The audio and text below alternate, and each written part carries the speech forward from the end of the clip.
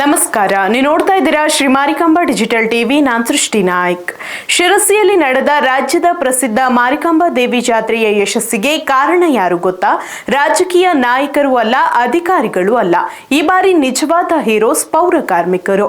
ಹೌದು, ಸಾವಿರಾರು ಭಕ್ತರ ನಡುವೆ ದಿನಕ್ಕೆ ಟನ್ ಗಟ್ಟಲೆ ಕಸ ವಿಲೇವಾರಿ ಮಾಡಿ ನಗರವನ್ನು ಸ್ವಚ್ಛವಾಗಿಟ್ಟ ಈ ಕಾರ್ಮಿಕರಿಗೆ ಈಗ ಭರ್ಜರಿ ಸನ್ಮಾನ ಮಾಡಲಾಗಿದೆ.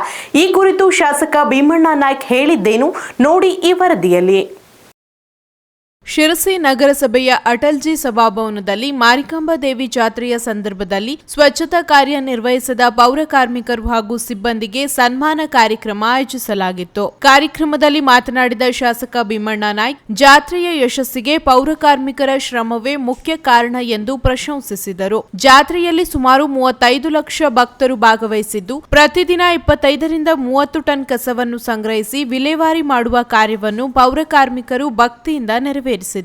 ನಗರದ ಸ್ವಚ್ಛತೆ ಕಾಪಾಡುವಲ್ಲಿ ಅವರ ಪಾತ್ರ ಅತ್ಯಂತ ಮಹತ್ವವಾಗಿದ್ದು ಎಂದು ಶ್ಲಾಘಿಸಿದರು.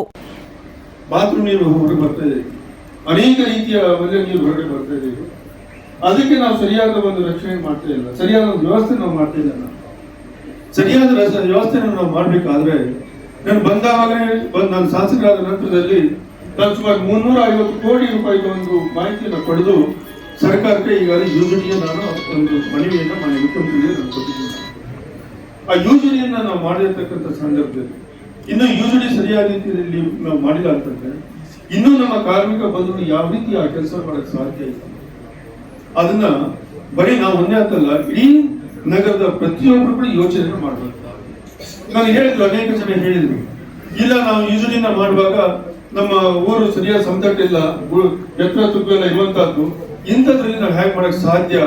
ಅದು ಸಾಧ್ಯ ಮಾಡಿದ್ರು ಕೂಡ ಅದು ಹೊರಗಡೆ ಅವಕಾಶ ಇದೆಯೋ ಅದನ್ನ ನಾವು ಹೊರಗಡೆ ಹೇಗೆ ಸಾಧ್ಯ ಆಗತ್ತಾ ಅನ್ನೋದು ಮಾತು ಇದೆಯಲ್ಲ.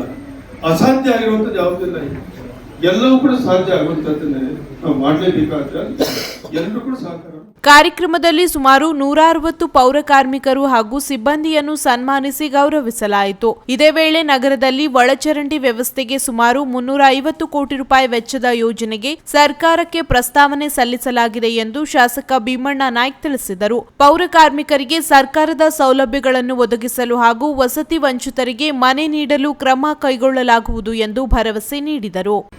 ನಮ್ಮ ಜನಪ್ರಿಯ ಶಾಸಕರಾದ ಭೀಮಣ್ಣ ಸರ್, ಜಗದೀಶ್ ಅವರೇ, ತುಳಸಿ ಅವರೇ, ಶರ್ಮಿಳಾ ಅವರೇ ಹಾಗೂ ಎಲ್ಲ ನಗರಸಭೆಯ ಮಾಜಿ ಸದಸ್ಯರೇ, ಸಿಬ್ಬಂದಿವರೆಗೂ ಇವತ್ತು ಪ್ರತಿ ವರ್ಷದಂತೆ ನಾವು ಅಭಿನಂದನಾ ಸಮಾರಂಭದಲ್ಲಿದ್ದೀವಿ.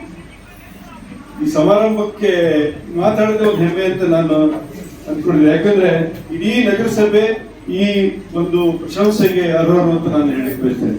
ಯಾಕಂದ್ರೆ ಜನಗಣತಿ ಟ್ರೈನಿಂಗ್ ಆಯ್ತಿದ್ರು ಗುರುವಾರ ಶುಕ್ರವಾರ ನಾನು ಅಲ್ಲೂ ಹಾಜರಾಗಬೇಕು. ಇದು ಸಾಹೇಬರೆಲ್ಲ ದೃಶ್ಯಪಣವರು ಫೋನ್ ಇಲ್ಲ, ಇದು ಸೆಂಟ್ರಲ್ ಗೌರ್ಮೆಂಟ್ ಶೆಡ್ಯೂಲ್ ಇರ್ತದೆ, ಅದು ಹೋಗಲೇಬೇಕಾಗ್ತದೆ, ಅವ್ರು ಬರಲೇಬೇಕಂದಾಗ ನಾನು ಅಲ್ಲೇ ಅಟೆಂಡ್ ಆಗಿ ಮತ್ತೆ ಇದು ಜಾಸ್ತಿಯಲ್ಲಿ ಕಸದ ವಿಲೇವಾರಿಯಲ್ಲಿ ನಾವೆಲ್ಲ ನಮ್ಮ ಸುಮ್ಮನೆ ಮಾತಾಡಿದ್ರು. ಅವ್ರು 12 ರೇಡಿಯೋ ಇರ್ತಿದ್ರು, ನಾವು 2 ಗೋಡೆಗಳು ನೋಡ್ತಾ ಇದ್ದೆ. ಮತ್ತೆ ಎಷ್ಟು ಅತ್ಯಂತವಾಗಿ ಕೆಲಸ ಮಾಡ್ತಿದ್ರು ಮೇಲೆ ನಮ್ಮ ಸಿಬ್ಬಂದಿ ಅವರ ಕೆಲಸ ಕಾರ್ಯವನ್ನು ಹೊರಡಿದ್ರೆ ಸಾಧ್ಯನೇ ಇಲ್ಲ. ಆ ಕೆಲಸ ಯಾರು ಮಾಡಲಿಲ್ಲ, ನಿಮ್ಮನ್ನು ಹೊರತುಪಡಿಸಿ ಆ ಕೆಲಸ ಯಾರು ಮಾಡ್ತಾರೆ. ಅದಕ್ಕಾಗಿ ನಿಮ್ಮೆಲ್ಲರಿಗೂ ಅತ್ಯಂತ ನಾನು ಅಭಿನಂದನೆ ಸಲ್ಲಿಸಲಿಕ್ಕೆ ಇಷ್ಟಪಡ್ತೀನಿ. ಎಲ್ಲವೂ ಚೆನ್ನಾಗಿ ಬರೀ ಕೇವಲ 2 ರಿಂದ 4 ವರ್ಷಗಳಿಗೆ ಅಷ್ಟೇ ಎಲ್ಲ ಸುಮಾರು ಒಂದು 20-25 ಕಸ ಇರ್ತದೆ. ಆ ಎಲ್ಲ ಕಸವನ್ನು 2 ತಾಸಿನಲ್ಲಿ ಉಳಿಸಿ ಎಷ್ಟು ಸುಂದರವಾಗಿ ಮಾಡ್ತಾ ಇದ್ರು ಅಂದ್ರೆ ಅದನ್ನ ಜನ ಹೇಳ್ತಾ ಇದ್ರು, ಸರ್ ಇದು ಭಾಳ ಚೆನ್ನಾಗಿ ನಿಮ್ಮ ಸಿಬ್ಬಂದಿ ಕೆಲಸ ಮಾಡ್ತಾರೆ, ಇದ್ರ ಬಗ್ಗೆ ಅವ್ರ ಬಗ್ಗೆ ಕೆಲಸದ ಬಗ್ಗೆ ಯಾರು ಏನು ಮಾಡ್ತಾರೆ, ಆ ಥರ ಅವರ ಸೇವೆ ಅತ್ಯಂತ ಅವರಿಗೆ ಯಾವ ಥರ ಸ್ಮರಣೆ ನಾವು ಸಾಲು ಅಂದ್ರೆ ಸರಿ. ಈ ಜಾತ್ರೆ ಪೂರ್ವದಲ್ಲಿ ಸನ್ಮಾನ್ಯ ಎಲ್ಲ ಉತ್ತರ ಸಂಘ ಮೀಟಿಂಗ್ ಕರೆದಾಗ